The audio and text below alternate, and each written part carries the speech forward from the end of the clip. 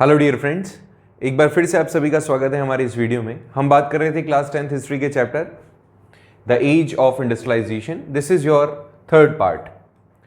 अब इसके पहले वाले जो दो लेक्चर्स थे उसमें हमने काफ़ी हद तक दो चीज़ों के ऊपर बात की कि इंडस्ट्रियलाइजेशन कैसे आया और उसके कारण से कैसी सिचुएशन क्रिएट हुई, यही बात की थी।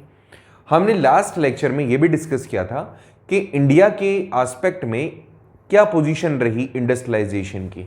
एक बार फिर से अगर देखें अपन, तो अगर आप देखेंगे इंट्रोडक्शन से शुरुआत, उसके बाद में डिस्कशन होता है इंडस्ट्रियल रेवोल्यूशन के पहले की क्या पोजीशंस थी।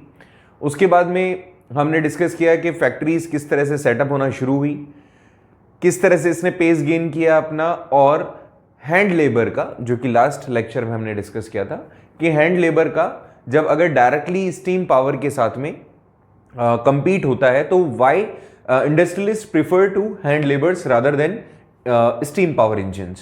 इसके अलावा हमने वर्कर्स की लाइफ के ऊपर भी बात की थी। अब अगर हम इसको थोड़ा सा और समझने की कोशिश करें तो जो लेक्चर हमने लास्ट छोड़ा, जो टॉपिक हमने लास्ट छोड़ा, उसमें हमने इंडियन टेक्सटाइल इंडस्ट्रीज के अंदर इन वर्कर्स की सिचुएशन को समझा था। इसी चीज को अब थोड़ा सा और प्रोसीड करते हैं और पढ़ते हैं। हमारे यहाँ पे जो टेक्सटाइल इंडस्ट्री काफी तेजी से रिनोन हो रही थी वर्ल्ड वाइड, जिसकी डिमांड बहुत तेजी से बढ़ रही थी, उसके साथ में इंगेज, उसको एक्चुअल में उस लेवल पर पहुंचाने वाले लोगों के साथ हुआ क्या। ओके, यही हमारा आज का टॉपिक होने वाला है। होपफुली आपको अभी तक जो भी टॉपिक हमने पढ़ा है उसमें कोई भी तकलीफ नहीं है। तो यहां पर अभी जो नया टॉपिक है आपका वो है व्हाट हैपेंड टू वीवर्स।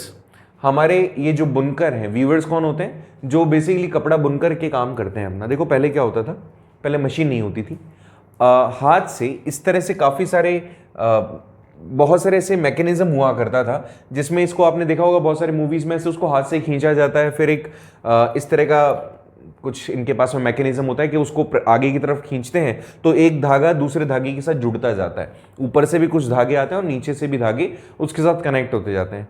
ये हम तो नहीं कर सकते हैं, या हालांकि इनके पास में इस चीज़ की स्किल थी, दैट इज़ वाई वो स्किलफुल मैनर में इसको यूज़ किया करते थे। वही चीज़ यहाँ पर बताई।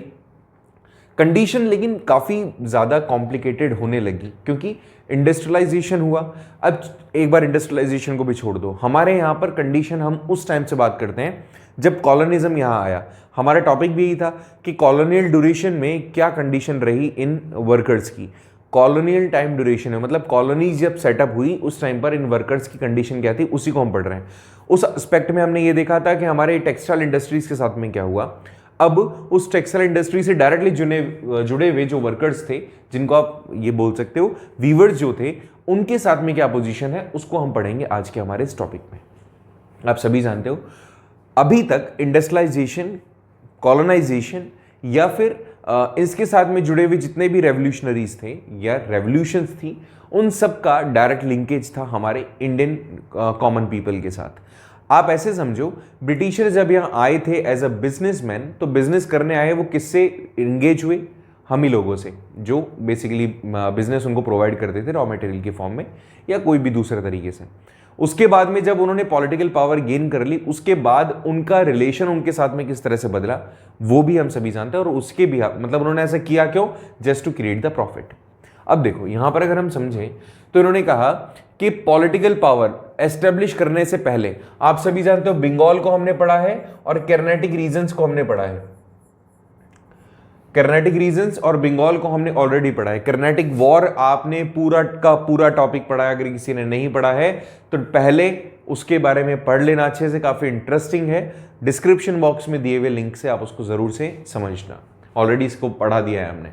बंगाल एंड कर्नाटिक, इन दोनों को जीतने से पहले अगर हम पॉलिटिकल पावर की बात करें, किसके? ब्रिटेन की, तो वो इस time duration east India company उस टाइम तक पावर में नहीं थी। It was really difficult for them कि वो आकर के यहाँ पे अपने आप को एस्टेब्लिश कर ले, बिकॉज वो सिर्फ एक ट्रेडर की फॉर्म में यहाँ आई थी, ट्रेड करने आए थे, मर्चेंट्स थे। लेकिन जैसे इनको यहाँ पे पावर गेन हुआ, दे गेन द सुप्रीमेसी और पूरे तरीके से उन्होंने कंट्रोल कर लिया इंडिया में। ये बात तुम जानते हो। 1599 से शुरुआत की जाए और अगर इसको हम प्रोसीड करते हुए 1757 तक पहुंच जाएं तो it was a time between 1757 to आगे आने वाला जो भी पूरा ईयर था या अपकमिंग ईयर्स थे, उनमें धीरे धीरे इन्होंने पूरी तरीके से कैप्चर कर लिया, एडमिनिस्ट्रेटिव पावर अपने कंट्रोल में कर ली। सो ईस्ट इंडिया कंपनी के लिए काफी ज्यादा डिफिकल्ट हो रहा था कि वो एक्सपोर्ट कर सके, यहां से सामान लेके एक्सपोर्ट कर सके, बिकॉज इस टाइम पर यहाँ पे फ्रांसीज भी थे, पोर्तुगीज भी थे, डच भी थे, ये सारे मिलकर के यहाँ पे बिजनेस कर रहे थे, केवल ईस्ट इंडिया कंपनी ही नहीं थी। तो उनके लिए काफ़ी ज़्यादा मुश्किल हो रहा था, क्योंकि जो गुड्स वो एक्सपोर्ट करना चाहते थे उसको पहले ही दूसरे लोग खरीद लेते थे। जैसे मैंने आपको बताया, पोर्तुगीज को भी काफ़ी ज़्यादा प्रॉब्लम हो रही थी, लोकल जो ट्रेडर्स थे वो आपस में compete कर रहे थे, एंड लोकल मार्केट्स में भी काफ़ी ज़्यादा वो compete कर रहे थे इस बात के लिए कि वुलन जो टेक्सटाइल है या वुलन जो क्लोथ है उसको कैसे वो सिक्योर करें, कैसे वो अपने पास में उसके राइट्स रखें, क्योंकि उसकी डिमांड काफ़ी ज़्यादा थी। और जिसके पास कपड़ा होगा, जिसके पास में क्लोथ्स होंगे, जिसके पास में स्टॉक होगा, उसी को तो बेनिफिट होने वाला है। तो ऐसे में काफ़ी ज़्यादा केवल इन्हीं के लिए कंपटीशन नहीं था, ईस्ट इंडिया कंपनी वालों के लिए नहीं था, इवन लोकल ट्रेडर्स जो एक्सपोर्ट किया करते थे दूसरे जगह पर, हमारे यहाँ के भी लोग, उनको भी काफ़ी प्रॉब्लम हो रही थी कि वो वुलन क्लोथ्स को सिक्योर नहीं कर पा रहे थे कि खुद के पास रख ले और बेच दे आगे चल करके। सो जो यहाँ पर वो कंडीशन क्रिएट हो जाती है कि यहाँ पर कपड़े बनाने वाले वीवर्स और मर्चेंट जो कि सप्लाई करते थे, उनके बीच में आपस में बार्गेन शुरू हो गया, और ये फिर उनको बेचा करते थे, जो बना रहे हैं वो और जो खरीद रहे हैं वो। खरीदने वाले बहुत सारे हैं, बनाने वाले लिमिटेड है। अब ऐसे में जब कंपटीशन ज्यादा है तो बेनिफिट किसको मिलता है? जिसके पास में स्टॉक होता है। तो ऐसे में इन लोगों को काफी ज्यादा मुनाफा होने लगा था, किनको? वीवर्स को, कि जिसके पास में से ज्यादा पैसा मिलेगा हम उसी को सामान बेच देंगे। तो ऐसे में ये लोग क्या करते थे, ये लोग सामान उन्हीं को बेचते थे जो कि बेस्ट बायर होता था। इस तरह की प्रॉब्लम्स को कंपनी ऑफिशियल्स, जो ईस्ट इंडिया कंपनी के लोग यहां थे, वो बार बार लेटर लिख करके ब्रिटेन के अंदर पहुंचाते थे कि भैया हमें ये प्रॉब्लम हो रही है, इसका सॉल्यूशन करो। क्योंकि सारा का सारा जो भी सामान होता है ये लोग तो उनको बेच देते हैं जो ज्यादा प्रॉफिट देते हैं, और हमें तो प्रॉफिट देने की आदत है ही नहीं, हमें तो लूटने की आदत है। ऐसे में आप कुछ मदद करो।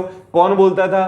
कंपनी ऑफिशियल्स बोलते थे। किसको बोलते थे? वो बोलते थे लंदन के अंदर, मतलब ब्रिटेन के अंदर, जब लेटर लिख करके अपने यहाँ की कंडीशंस बताते थे तो वो यही बोलते थे कि हमें हाई प्राइजेस झेलने पड़ रहे हैं, हमें स्टॉक नहीं मिल रहा है एक्सपोर्ट करने के लिए। ये सारी प्रॉब्लम्स वहां पर वो लिख करके भारत के अंदर ईस्ट इंडिया कंपनी के ऑफिशियल्स ब्रिटेन के अंदर बैठे हुए दूसरे अपने ऑफिशियल्स को शेयर किया करते थे। ईस्ट इंडिया कंपनी ने अपने यहाँ पे पॉलिटिकल पावर को एस्टेब्लिश कैसे किया? ऑलरेडी हम जानते हैं कर्नाटिक वॉर्स के थ्रू तो उन्होंने जो दूसरे कंपिटिटर्स थे विदेशी, उनको हटाया, और उसके बाद में बंगाल सिराजुद्दौला वाला जो इंसिडेंस हुआ था, उसके बाद में इन्होंने बंगाल की सुप्रीमेसी गेन कर ली थी। एडमिनिस्ट्रेटिव पॉइंट ऑफ व्यू से ये दो इवेंट काफी इंपॉर्टेंट है और दोनों ही हमने आपको पढ़ा दी हैं। मैं फिर कह रहा हूं, नहीं पढ़े हैं तो बेटा बिल्कुल जरूरी है आप लोगों के लिए पढ़ना। आप लोग कमेंट, आपके जो डिस्क्रिप्शन बॉक्स है उसमें जाकर के जरूर से वो देख सकते हो, ठीक है। सो यहां पे इन्होंने एक ऐसा सिस्टम एस्टेब्लिश करने की कोशिश की कि ये कंट्रोल कर सकें, एलिमिनेट कर सकें कंपटीशन को।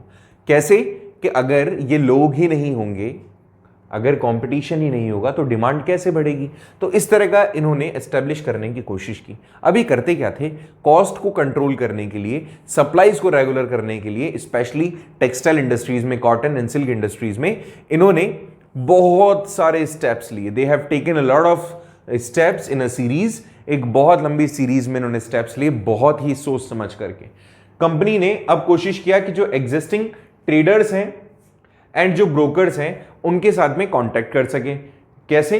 क्लोथ ट्रेड को लेकर के यहां पे डायरेक्ट कंट्रोल करना चाहते थे वीवर्स के साथ में। इन्होंने पेड सर्वेंट्स अपॉइंट कर लिए। उन्होंने कहा कि हमें ऐसे लोग चाहिए जो कि हमारे लिए डायरेक्टली काम करें। अब ये जो पेड सर्वेंट्स थे, इनके लिए थोड़ा सा इंपॉर्टेंट है, आप लोग इसको अच्छे से समझो, क्योंकि 1 मार्क क्वेश्चन में आपसे ये सारी चीजें पूछी जा सकती हैं। इनको क्या कहा गया? गोमस्ता, ठीक है, गोमस्तास या फिर गोमस्त हिंदी में कहेंगे।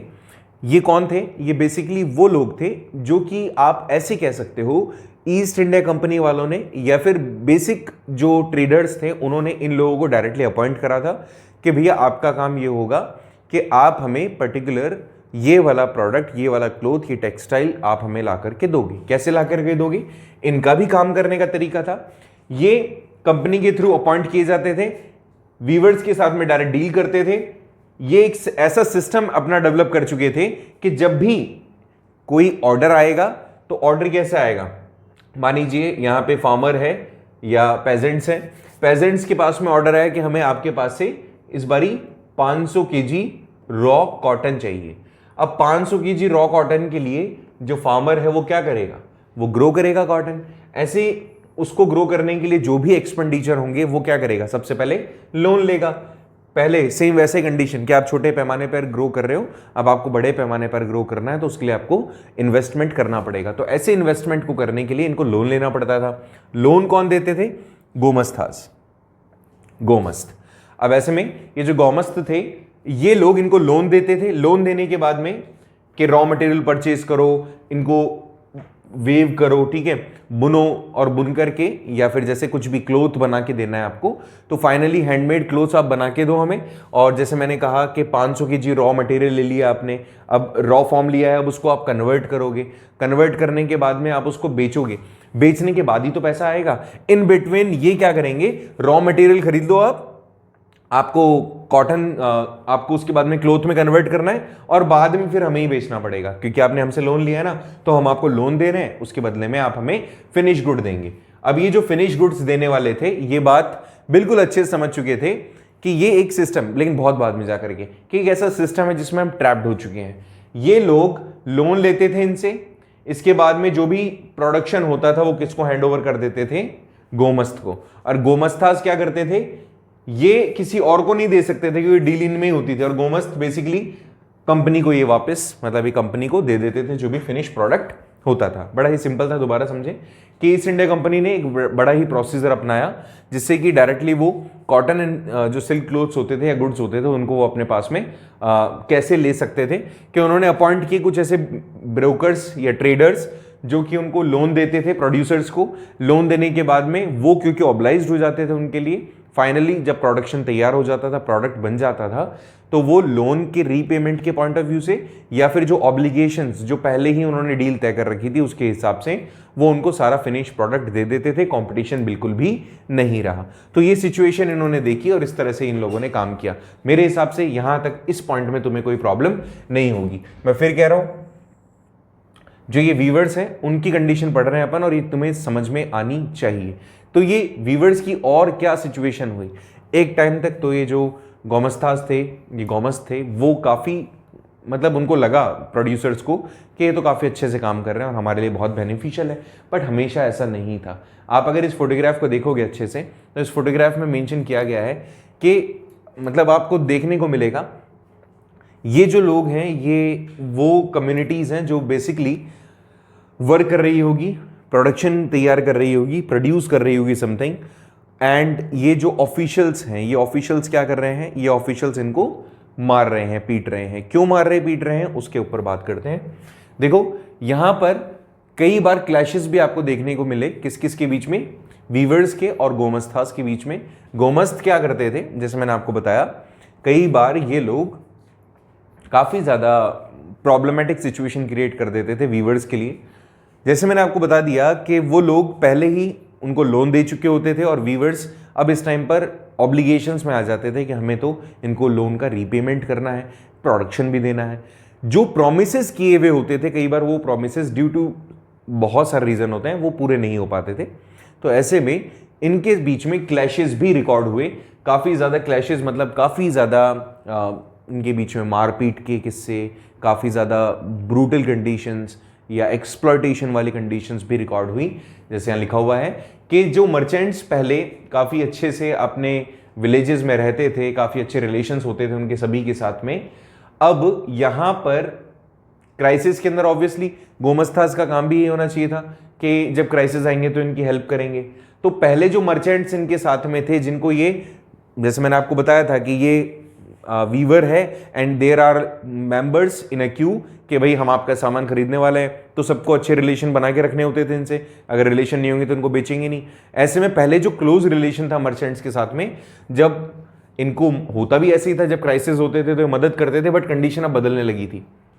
जो नई गोमस्तास थे वो बाहर के थे, आउटसाइडर थे, उनके कोई भी सोशल लिंक्स नहीं थे विलेजेस के साथ। विलेजर्स के साथ कोई सोशल लिंक नहीं होने के कारण कई बार ऐसा भी होता था कि वो एरोगेंटली इनके साथ में डील किया करते थे गवर्नमेंट के तरीके से। क्यों? क्योंकि उन्होंने लोन दे रखा था। कई बार सिपोइज के साथ में, और कई बार ऐसे भी जो बड़े ऑफिशियल्स होते थे उनके साथ में आते थे, कई बार इनको पनिश भी करते थे, मारते पीटते थे, कोड़े मारते थे, इस तरह की चीजें इनके साथ में हुआ करती थी। ठीक है, पियॉन्स एंड स्पोइस के साथ आते थे और इनको मारा जाता था और फ्लॉग किया जाता था, मतलब कोड़े मारे जाते थे, पीटा जाता था, इनको इंसल्ट किया जाता था, वो तो था ही था। जो वीवर्स होते थे वो अपना, मतलब अब इनके पास कोई ऐसा स्पेस ही नहीं बचा होता था कि ये लोग बार्गेन कर सके।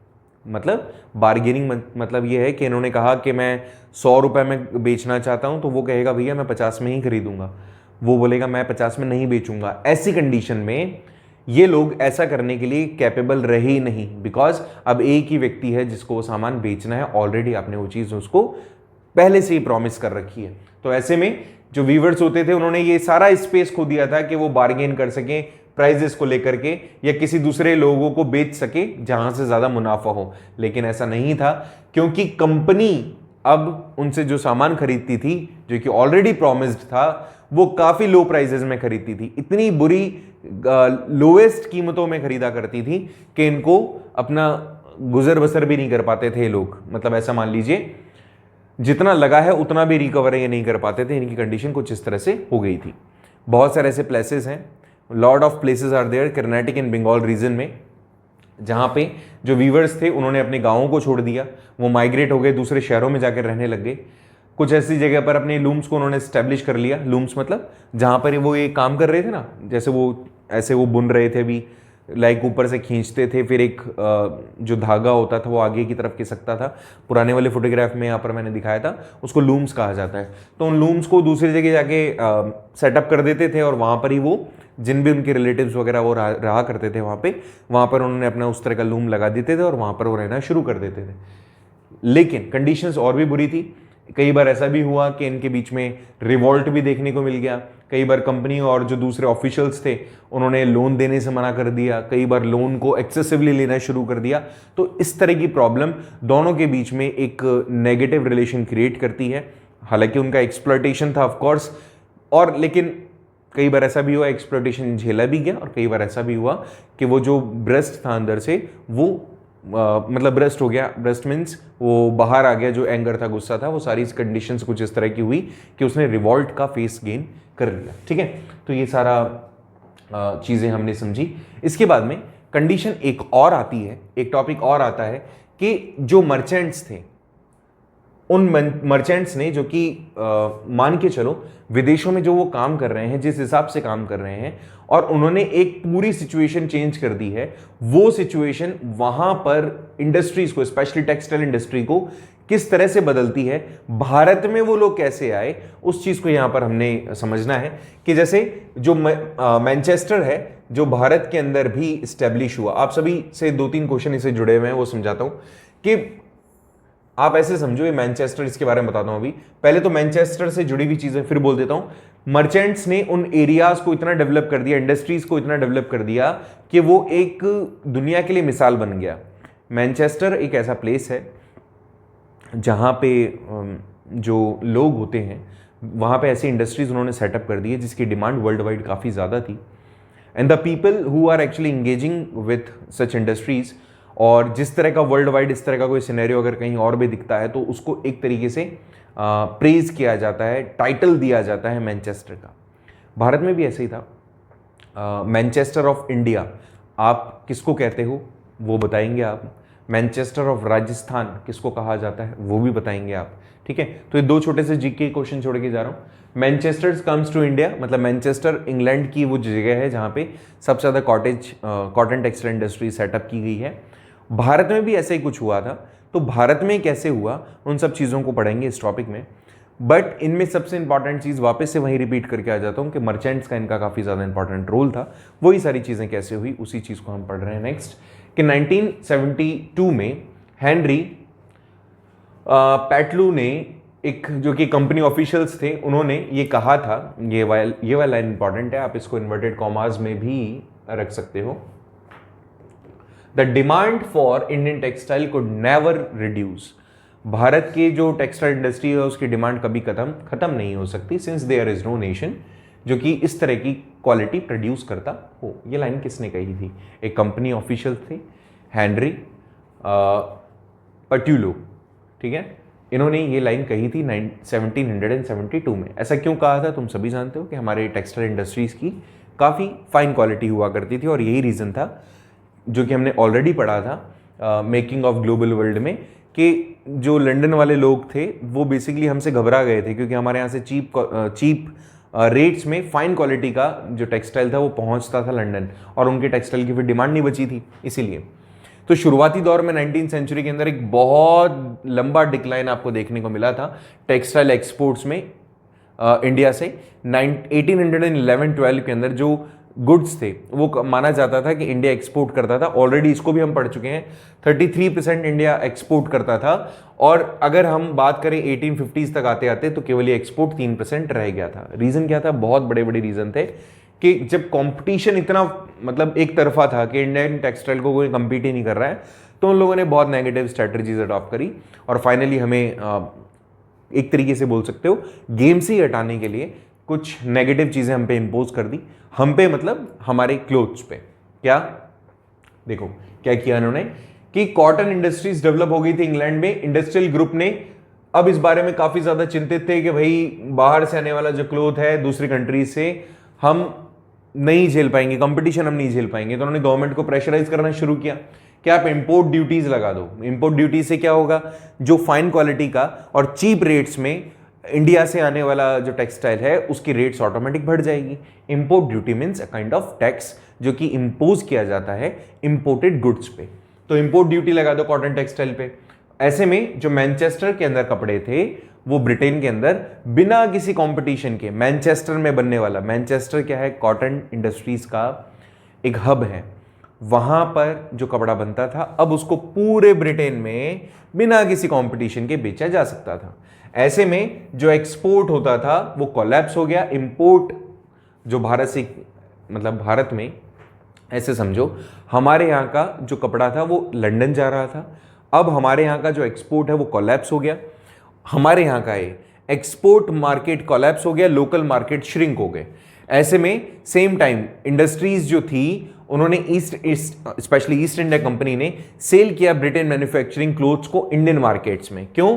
क्योंकि अब देखो क्या होगा, वहां तो कंपटीशन रहा नहीं, भारत के अंदर भी लोकल मार्केट्स में वही सामान कितना खरीदेंगे, जरूरत ही नहीं है। अब ऐसे में यहां से भी तो मुनाफा कमाना है, और यहां का जो फाइन पहले तो सारा एक्सपोर्ट हो रहा था तो यहां पे कोई दिक्कत नहीं थी। अब वो क्या है, मेहनत बहुत ज़्यादा लगेगी, तो ज़्यादा मेहनत लगेगी तो उसको बेचोगे भी आप ज़्यादा रेट में। तो वहां से आ रहा है मशीन मेड गुड्स, वो आ रहे हैं चीपर रेट्स में। यहां पर दो प्रोडक्ट हैं, एक आपके हाथ से बनाया हुआ, एक मशीन से बनाया हुआ चीपर। आपके हाथ से बनाया हुआ एक्सपेंसिव है। अब यहाँ के लोकल कम्युनिटी को आप कहोगे तो क्या करेंगे, वो ये वाला खरीदेंगे, ऑप्शन ए पे जाएंगे कि ऑप्शन बी पे जाएंगे? तो ऑफकोर्स वो जाएंगे ऑप्शन ए पर। क्यों? क्योंकि वो सस्ता होगा। तो हमारे यहाँ पर भी यही हुआ। 18th सेंचुरी तक आते आते हमारे यहाँ पे जो प्राइजेस थी, जो इंपोर्टेड गुड्स था उसका प्राइजेस डाउन हो गया, और हमारे यहाँ का जो लोकल गुड्स थे उसके प्राइजेस हाइक हो गए। ऐसे में 1850s तक आते आते 31% वैल्यू ऑफ इंडियन इंपोर्ट्स, अब वो 80-40s तक आते मतलब it was the figure was over the 50%। दोबारा सुने, but by the 1850s cotton piece goods constitute over the 31% of the value of Indian imports. Okay, great. And by the 1840s, this figure was over 50%. मतलब आपके imports बढ़ गए और exports आपके कम हो गए, because you have to see the competition in abroad. क्यों? क्योंकि आपको वहाँ पे जो लोग हैं वो मतलब competition में रखना ही नहीं चाह रहे। एंड अल्टीमेटली यहाँ पर जो नुकसान हुआ वो हमारे एक्सपोर्टर्स का हुआ, जो यहाँ से एक्सपोर्ट करते थे। हमारे यहाँ का प्रोडक्ट अब हमारे देश में भी नहीं चल रहा था, क्योंकि मशीन मेड गुड्स आ चुके थे। जो कॉटन इंडस्ट्रीज के अंदर काम करने वाले लोग थे उनको दो प्रॉब्लम झेलनी पड़ रही थी, क्योंकि मशीन मेड गुड्स जो होते थे उनकी जो कॉस्ट होती थी काफ़ी कम होती थी और काफ़ी चीपर होता था, और ये ईजिली मैच नहीं कर सकते थे हमारे वीवर्स। हमारे वीवर्स क्योंकि हाथ से सामान बनाते थे तो उसका जो वैल्यू होता था, उसका जो वर्थ होता था वो काफ़ी ज़्यादा होता था। और जो मशीन मेड गुड्स है उनको कुछ नहीं करना, मशीन चालू होती है, सीधा एक बार में प्रिंट हो जाता है एक एक धागा, जबकि हमारे यहाँ के वीवर्स को हाथ से बुनना होता है। एक इतना सा रुमाल भी बनता है तो सोचो उसमें अगर एक थ्रेड एक दूसरे थ्रेड के पास में कनेक्ट होगा तो कितनी बार उस मशीन को आपको अप डाउन करना पड़ेगा, जबकि मशीन में ऐसा नहीं होता। वो हाथ से चलने वाली मशीन है और वो ऑटोमेटिक चलने वाली मशीन थी। तो यहाँ पर पहली प्रॉब्लम तो ये थी कि आप कॉस्ट के हिसाब से कंपीट नहीं कर पा रहे थे। दूसरी चीज, sufficient supply of raw cotton, क्योंकि आप याद करो यहां पे फाइन, यहां पे प्योर जो टेक्सटाइल था वो जो पहले एक्सपोर्ट हो रहा था अब वो नहीं हो रहा है। अब रॉ मटेरियल जा रहा है कहां पे, इंग्लैंड में, कि रॉ मटेरियल सारा आप क्या कर रहे हो, फाइन क्वालिटी का वो एक्सपोर्ट कर रहे हो। पहले क्या हो रहा था, पहले टेक्सटाइल इंडस्ट्रीज एक्सपोर्ट, पूरी की पूरी टेक्सटाइल एक्सपोर्ट की जा रही थी, मतलब सीधा कपड़ा एक्सपोर्ट किया जा रहा था हाथ से बनाया हुआ। अब वो कपड़ा नहीं जा रहा है, अब जा रही है केवल रॉ कॉटन। अब रॉ कॉटन वहां जा रही तो हमारे पास में फाइन क्वालिटी की रॉ कॉटन नहीं बचेगी। सो जो रॉ कॉटन एक्सपोर्ट्स था 1914 से अगर हम बात करें तो काफ़ी ज़्यादा शटर्ड हो गया, काफ़ी ज़्यादा उसका जो प्राइजेस था वो हम लोगों के लिए हाइक हो गया और उन लोगों के लिए ईजी हो गया, क्योंकि डायरेक्टली वो ये कहते थे हमें कपड़ा नहीं चाहिए, अब हमें क्या चाहिए, हमें तो सीधा आपका रॉ मटेरियल चाहिए। तो अल्टीमेटली हमारे पास में रॉ मटेरियल भी सफिशिएंट नहीं रहा। ये प्रॉब्लम दोनों हमें देखी। अब अगर ये वापस से हम आ जाते हैं कि what things we have faced, तो हमने देखा कि इंग्लैंड के अंदर टेक्सटाइल इंडस्ट्री डेवलप हो गई। इसके बाद में हमारे यहाँ पे ईस्ट इंडिया कंपनी ने एक्सपोर्ट इंपोर्ट्स के बीच में एक ग्रेट डिफरेंस क्रिएट कर दिया, और लास्ट फैक्ट्रीज जो इंडिया में सेटअप की गई थी वो मशीन मेड गुड्स। अब यहां पर कंडीशन आई कि भारत के अंदर भी जो मशीन मेड गुड्स थे वो आ गए थे, इंट्रोड्यूस हो चुके थे, भारत में भी मशीनें आ चुकी थी। ऐसे कंडीशन में जो वीवर्स थे जो हाथ से अभी भी कपड़ा बना रहे थे, उनके कपड़े की जो डिमांड थी वो धीरे धीरे गिरना शुरू हो गई। तेजी से हमारे यहाँ पे machine made goods industry setup हुई और वहाँ से कपड़ा बनना शुरू हुआ, और इसके कारण से जो बुनकर हैं, जो वीवर्स हैं, उनकी condition pathetic day by day होती चली गई। यहाँ तक मेरे हिसाब से तुम्हें कोई तकलीफ नहीं होगी। तो इस तरह से जो बेसिक आज का टॉपिक है वो बेटा खत्म होता है। और आज हमने जो टॉपिक देखा वो वीवर्स के ऊपर था, हमारे टेक्सटाइल के ऊपर था। होपफुली तुम्हें समझ में आया होगा। अगर कहीं तुम्हें कोई तकलीफ है, कोई प्रॉब्लम फेस की तुमने किसी भी पॉइंट में, तो प्लीज़ मुझे बताइएगा। नेक्स्ट क्लास में हम डिस्कस करेंगे इसके आगे का टॉपिक, और उसके अलावा भी अगर कहीं कोई प्रॉब्लम आ रही है किसी और भी चैप्टर में तो आप हमें शेयर कर सकते हैं थ्रू द टेलीग्राम चैनल या फिर कमेंट बॉक्स के थ्रू। तो that's it for the day. मिलते हैं नेक्स्ट क्लास में एक नए टॉपिक के साथ। Thank you so much.